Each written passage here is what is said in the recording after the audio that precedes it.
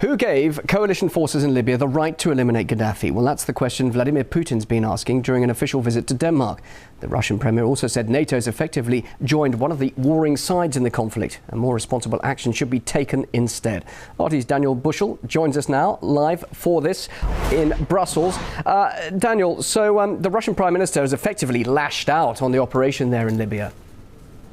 Yes, he's made the speech in Denmark and he was very angry. He says that Gaddafi is not the best person in the world. Sure, he's made many mistakes, done many bad things, but that does not give the coalition the right to bomb indiscriminately. His words were that they are bombing Gaddafi's palaces in Tripoli every night. Now, a coalition said that their plan was not to get rid of Gaddafi. So his question was, Mr. Putin's question was, why are the coalition forces obviously making this effort to go after Colonel Gaddafi himself? Now, we also heard that the experts here in Brussels have confirmed that there is bombing going on by the coalition forces, which is not being covered by the media here in the European Union. Mr. Putin added that oil was a key interest for the Western powers, for the European powers who have gone into Libya, that they want to get rid of Gaddafi and install people who are more favourable to the European Union so that European companies can control the oil reserves. Let's have a listen to exactly what Mr. Putin had to say.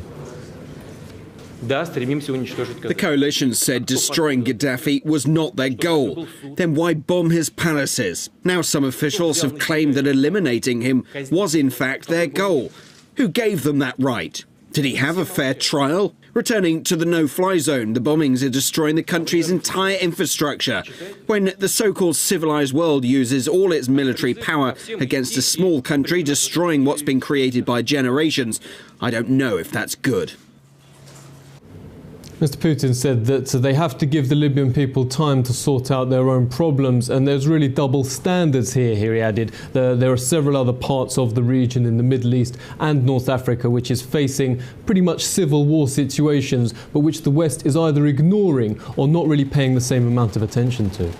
Well, Daniel, there have been reports about an EU plan to send army convoys to assist humanitarian aid there in Libya. Of course, there'll be those who say, well, this is really the start of a military ground operation, something, of course, that allies were adamant wouldn't happen. Yeah, absolutely. I heard these rumours for the first time a few weeks ago that the EU plans to send up to 1,000 troops under the guise of so-called humanitarian aid. Russia fears that this will be used to plan an invasion and to carry out an invasion of Libya on the pretext of supporting humanitarian aid to the Libyan people. The draft plan is called U4Libya. It's supported by the 27 member states of the European Union, prepared by them, and it provides for ground troops, in fact, to be deployed by the Western coalition. In the port city of Misrata, which is currently under siege by forces loyal to Muammar Gaddafi. Here in Brussels, Michael Mann, the chief spokesman to the European Union High Representative Catherine Ashton, said that they would only send up to 1,000 troops, and the troops would only be used if they came under attack. Otherwise, they would only defend aid. Now, Russia has said that it will only support another UN resolution if it explicitly says that it will not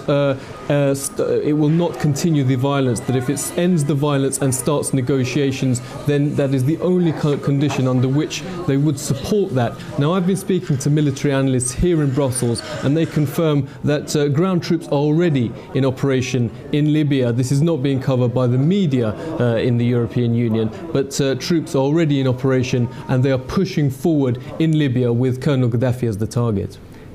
Daniel, thanks very much indeed for that. That's Daniel Bushell live there in Brussels.